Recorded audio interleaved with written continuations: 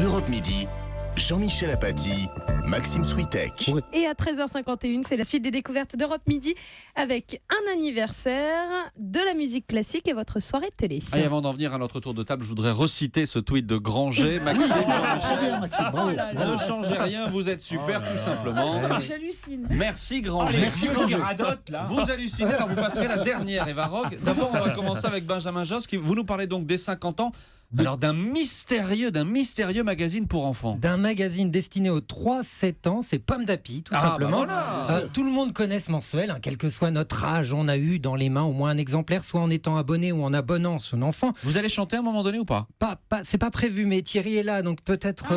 Des pommes d'api, petit tapis rouge. Pommes de renette. Ouais, vas-y. Bravo Thierry. Sans trucage, hein.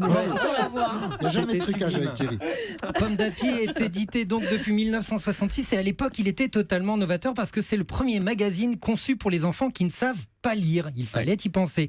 Résultat, les illustrations ont autant d'importance que les textes, des textes qui doivent être lus par un adulte et c'est sûrement l'une des clés du succès, ce moment de connivence qu'il permet entre un enfant et l'un de ses parents. Et puis l'autre raison de ce succès, ce sont les stars qui sont nées dans les pages de Pomme d'Api. Moi, celle dont je me souviens le plus, c'est elle. Mimi craque l'eau à la maison. L'eau, moi j'adore ça, ça dégringole et je rigole. Mimi craque l'eau à la maison. Tant que si ça mouille, je fais des patouilles. Ça nous rajeunit pas. Le plus connu qui est d'abord apparu dans Pomme d'Api, c'est sans doute Petit Ours Brun qui a 3 ans depuis 40 ans, l'inverse d'Eva qui a 40 ans depuis 3 ans. Qu'est-ce que c'est ça? Ça va pas du tout. Et il applaudit Maxime, mais ça va pas.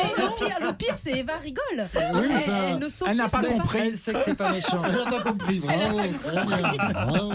Les plus récentes stars du magazine, ce sont entre autres Sam Sam, Adélie Dello. Ces personnages, les enfants les adorent. Et il y a une raison à ça. Ils ont tous été conçus pour être des héros miroirs. C'est comme ça qu'ils appellent ces personnages. C'est-à-dire qu'ils vivent les mêmes événements émotionnels et affectifs que les petits. Ils ont les mêmes peurs, les mêmes conflits. Ils font les mêmes découvertes que les plus jeunes. Résultat, un enfant s'identifie facilement à ces personnages. Exactement. Alors, qui dit anniversaire dit numéros spéciaux. Pomme d'Api va fêter ses 50 ans plusieurs fois dans divers numéros qui sont donc enrichis pour l'occasion. Il y a des jeux en plus, des posters, des bricolages, des surprises. Il y a même un carnet central dans chacun des numéros pour les parents, pour les aider dans l'éducation de leurs bambins. Et puis, il y a des animations prévues dans de nombreuses villes de France et en Belgique, comme une expo itinérante, des ateliers. Le plus grand événement aura lieu le 22 mai prochain, simultanément à Paris, Lyon, Strasbourg, Bordeaux, Nantes, etc. Il sera gratuit et il y aura plein d'activités organisées de 15h à 18h dans des espaces verts dans ces villes. Voilà, tout simplement. Merci beaucoup Benjamin Josse, c'était donc votre coup de cœur. Je suis un peu perturbé parce que je reçois à l'instant Granger. un SMS d'Olivier Pouls. Oui, je l'ai eu aussi avec l'asperge bien dure. Asperge bien dur pour Mathieu. Oui, je Voilà. vois avec une photo, accompagnée d'une photo.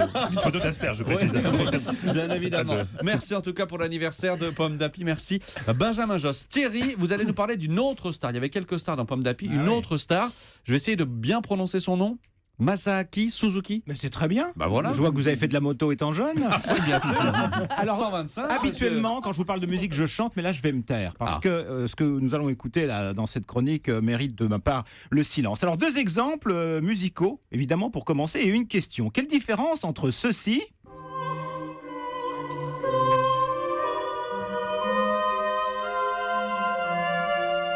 C'est très beau, un très beau duo. Et ceci... Bon, c'est du Bach.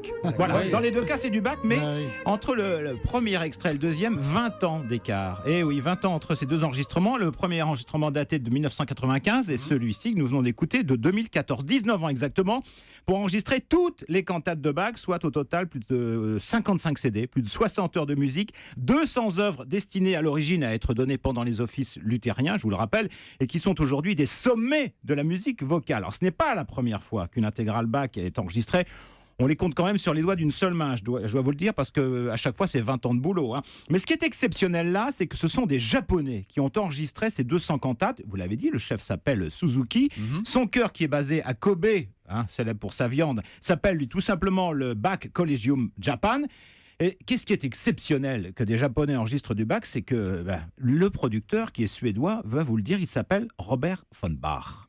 C'est très difficile pour eux pour faire la prononciation, mais le chef d'orchestre parle couramment l'allemand et il a enseigné avec le cœur, tous les mots étaient les prononciations. Pour le reste, c'est musique.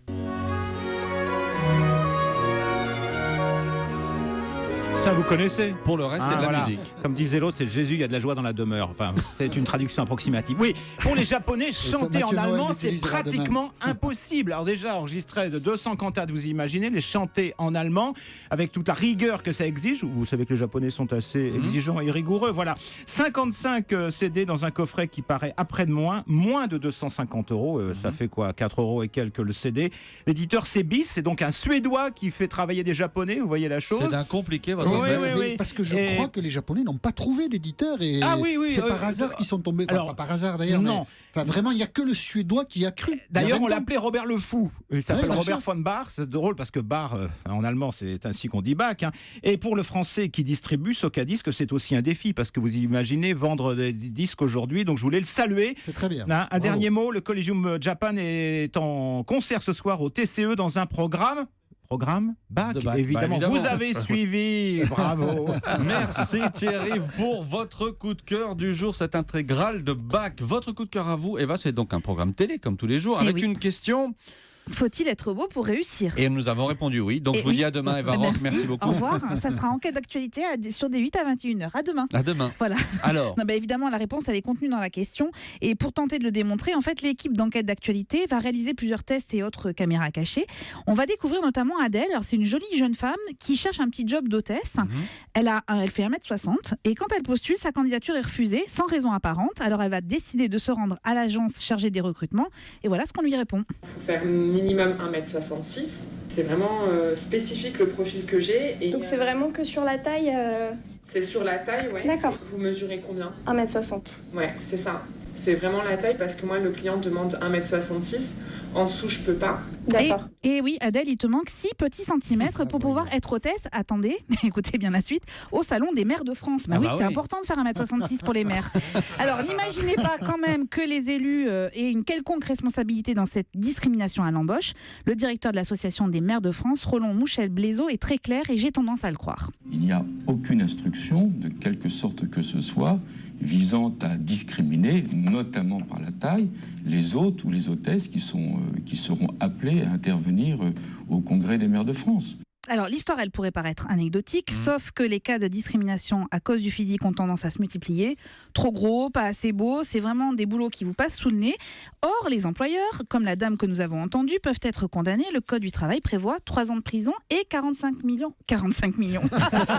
C'était pour Mathieu. 45 000 € d'amende. 45 millions d'euros d'amende. Bravo. Et hop, Encore une bonne chronique. enquête d'actualité. Donc, faut-il être... C'est pas terminé. Ah, c'est pas terminé. Il y a un bonus. Vous allez Bah lui dire oui. le bonus et elle va encore savonner. Très bien. Allez, lancez-la. Un bonus, Attendez, Eva. je répète donc enquête d'actualité des 8, 20h50 ce soir, 21h même. 21h. Faut-il être beau pour réussir? Le bonus, c'est le spectacle de Kev Adams sur M6 à 23h30. Oui, ça s'appelle Voilà, voilà. C'est sur M6. C'est le deuxième one-man show de la star des ados. Comme vous le voyez, on a voulu une entrée sobre pour ce spectacle. Comment ça va les amis? Alors, quoi qu'il fasse, c'est un succès Kev Adams sur scène, au cinéma, sa communauté de fans. Et voilà. Et- Et voilà. Ouais, mais là, c'est la Allez, on va pression. relancer. Ils sont pas sympas. avec Il me eux. regarde avec ses grands yeux, vieilli avec lui. On adhère ou pas à son numéro, à son humour surtout, mais il a des qualités. Bravo, Allez. bravo. On applaudit Eva, on applaudit. Malgré tout, on l'applaudit. Merci Eva pour ses coups de cœur. Si vous avez compris, 39-21 comme tous les jours. Merci à toute la bande des découvertes. On se retrouve demain. À demain, Jean-Michel. À demain à midi pour une nouvelle édition d'Europe Midi.